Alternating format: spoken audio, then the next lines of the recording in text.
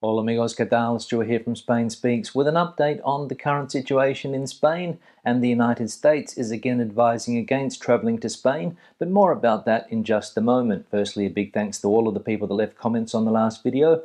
Lots of comments, lots of debate happening there as usual. Thanks to people that supported the channel by buying merchandise, and a big thanks to my patrons on Patreon for your support. Now, let's get into the news, and as I said, the United States is again advising its citizens against travelling to Spain due to the worsening pandemic situation in Spain at the moment. And as we can see here, the US once again includes Spain among the countries to which it advises against travelling to. The United States on Monday added Spain and Portugal to its list of countries to which it recommends no travel due to the worsening of the COVID-19 pandemic. The State Department said in a statement that Cyprus and Kyrgyzstan were also added to this category. The travel advisories were issued based on recommendations from the Centers for Disease Control and Prevention, the CDC, which placed Spain at level 4 due to the pandemic. In its advisory on Spain, the State Department recommends against travel due to COVID-19 and also calls for heightened caution in that country due to terrorism and civil unrest. So, another blow to Spain's tourism sector with that US warning, and interesting to see that COVID-19 isn't the only thing that they warn against, with terrorism and civil unrest also a possible problem in Spain. Now, Spain's vaccination campaign is making headlines again today. As we know, it got off to a bit of a rocky start at the beginning of the year. The rollout was very slow, but apparently now Spain leads all major countries in complete coronavirus vaccination. Spain is the country with the highest percentage of the world's 50 most populated countries, with the highest percentage of the population fully vaccinated against the coronavirus. According to the latest comparable data from the website Our World in Data, promoted by the University of Oxford, last Thursday it surpassed the United Kingdom in second doses, a trend that continues with the figures published on Monday by the countries and which will be updated by this repository on Tuesday at midday. According to the latest vaccination report from the Ministry of Health, 25.9 million inhabitants have already received the full vaccination schedule, which represents 54.7% of the population. With this denominator and the latest vaccination data published by countries, not yet updated in Our World in Data, Spain would reach 55.5% compared to 55.2% for Canada and 54.8% for the United Kingdom, the closest pursuers among the most populous countries. So there we go, Spain has managed to turn it around completely when it comes to vaccinating the population. Now, COVID certificates are also making headlines today, and they're now compulsory in some parts of the Canary Islands to enter various establishments. As we can see here, the Canary Islands launched the COVID certificate to gain access to establishments. The official Gazette of the Canary Islands published this Monday the revision of the pandemic prevention measures in the different alarm levels, with the lowering of some of the previous restrictions and with the obligation of the COVID certificate to access certain establishments. This update of the measures coincides with the entry into force of the new alert levels by islands agreed by the Canary Islands government. Tenerife is at alert level 4, Gran Canaria and Fuerteventura and La Palma at alert level 3, Lanzarote and La Gomera at alert level 2, and El Hierro at alert level 1. So the need for a COVID vaccination certificate to enter some public spaces in the Canary Islands gaining ground. As I mentioned the other day, it is also required in some parts of Galicia, and I imagine it's only a question of time before it becomes the norm around the country. Now, I mentioned yesterday that the government is preparing a huge public job offer, the biggest in Spain's history, I believe, and today the government will approve the 2022 spending cap and historic job offer at today's Council of Ministers. Several points are pending at the Council of Ministers on Tuesday the 27th of July. Of particular note is the approval of the spending cap for 2022, which will include European funds. Also, urgent measures against gender violence and a public employment offer with more than 30,000 positions, among other measures. The government has not revealed the funds it will receive from the European Union, but if this year they are close to 20 billion and the estimate is to receive 75 billion between 2021 and 2023, the total will not be less than 20 billion euros. According to the second Vice President, this issue is of utmost importance because these new budgets have to resolve the problems faced by the social majority of the country. So, the biggest public job offer in Spain's history, some 30,000 public jobs, and I'm sure a lot of people are licking their lips at the opportunity to work for the state. Now let's have a look at a summary of the health situation in Spain. We can see that the accumulated incidence rate for the last 14 days has now hit the 700 mark. There are currently 9,384 people hospitalised around the country with COVID.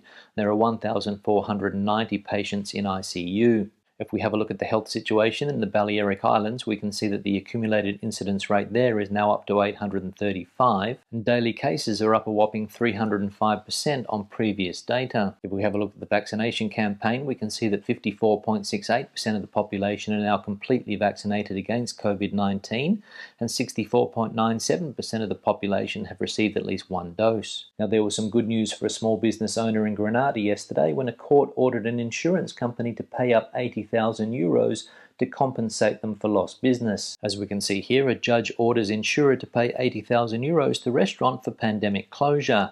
The 14th Court of First Instance of Grenada has ordered an insurer to pay 80,000 euros to a restaurant that was forced to close during the toughest stage of the confinement, as it understands that the cessation of the activity of this business imposed by the government within the framework of the measures to curb the expansion of COVID-19 is included within the coverage of the establishment's policy and is therefore subject to compensation. The ruling, against which any appeal may be lodged, sentences the insurer Generali Seguros to pay 80,000 euros to a client who took out a multi-risk policy for his restaurant business, which, like the rest of the catering establishments, had to close during the state of alarm. So there we go, the restaurant owner set to receive an 80,000 euro payout from his insurance company, and we'll see if that sets a precedent for the thousands of other businesses that were also forced to close. And the final piece of news we'll look at today relates to Spain's former King Juan Carlos, and apparently he's being sued. As we can see here, ex-lover sues Spain's former King Juan Carlos over unlawful surveillance. The former lover of ex-King Juan Carlos of Spain is suing him in the High Court in London,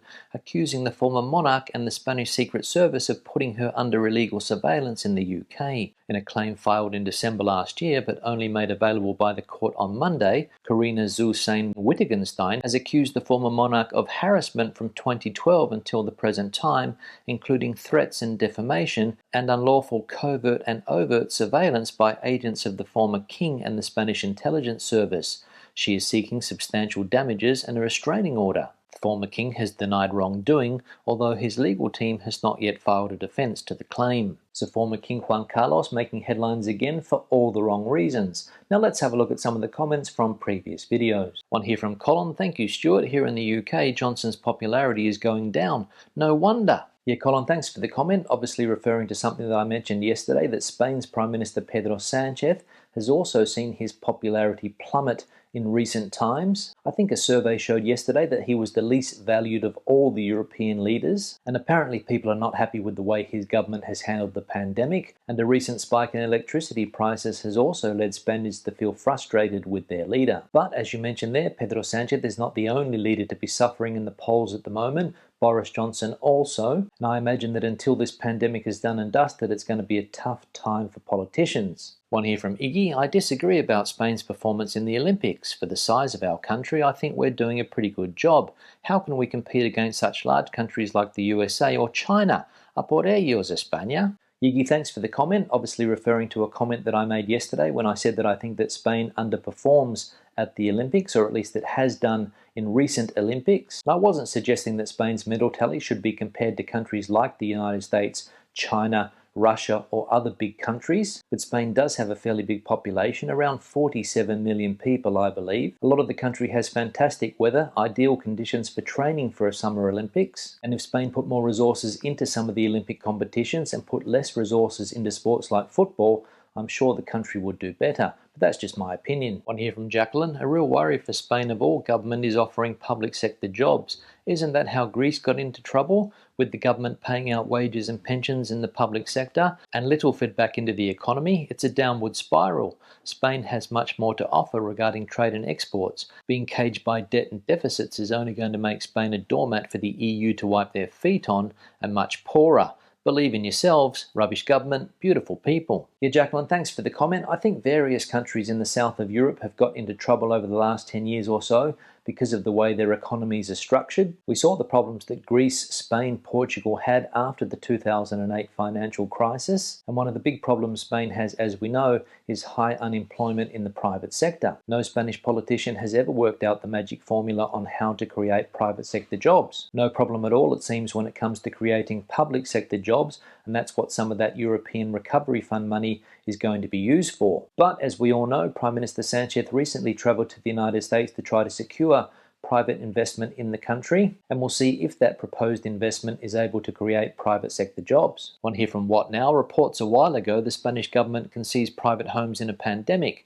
Any truth to that? And what might the future look like if that becomes the law? Yeah, What Now, thanks for the comment. I think you're referring to a new national security law that the Spanish government has on the table. And if that law gets passed, the government will have the power to seize certain assets that they consider to be necessary in times of severe crisis, like, for example, in 2020 when the pandemic first hit. But I don't think there's anything mentioned about them being able to seize private homes. I think what they're trying to do is to get power to control certain companies in times of a crisis, like, for example, in a health crisis. If a company is making face masks, then the government would have the power to control that company in order to make enough face masks for the entire country, for example. Or another example would be in the case of a natural disaster. If a part of the country was affected by a natural disaster, like an earthquake, fires, floods, for example, then the state would have the power to control a company in the area in order to secure essential resources. I think that's the plan, and not to seize private homes, which is what you mentioned there. One here from Colin: having recently returned to England from a trip to Spain,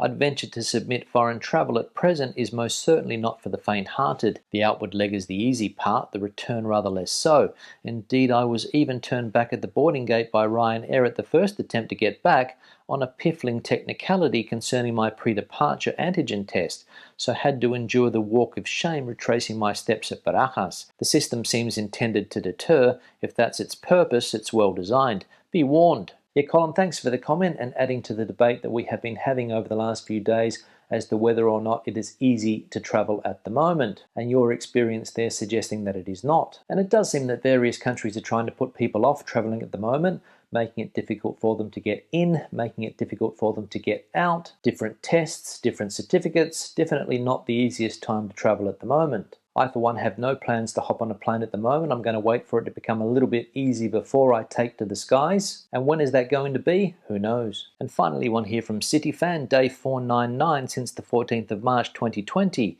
Well done and thank you, Stuart. Yeah, CityFan, thanks for the comment. And you're right, yesterday was day 499. And today is day 500. 500 days since the Spanish government declared the state of alarm back in 2020, and hasn't time just flown by? I think I said at the time maybe 100, maybe 200 days, maybe 300 days of this pandemic, but I wasn't expecting 500. And the question now is, when is it going to end? On that note, I'll start to wrap the video up. Questions and comments, please leave them in the section below. Debate the situation out as you normally do. Give the video a thumbs up if you liked it, thumbs down if you didn't. I'll see you in the next one. Hasta luego.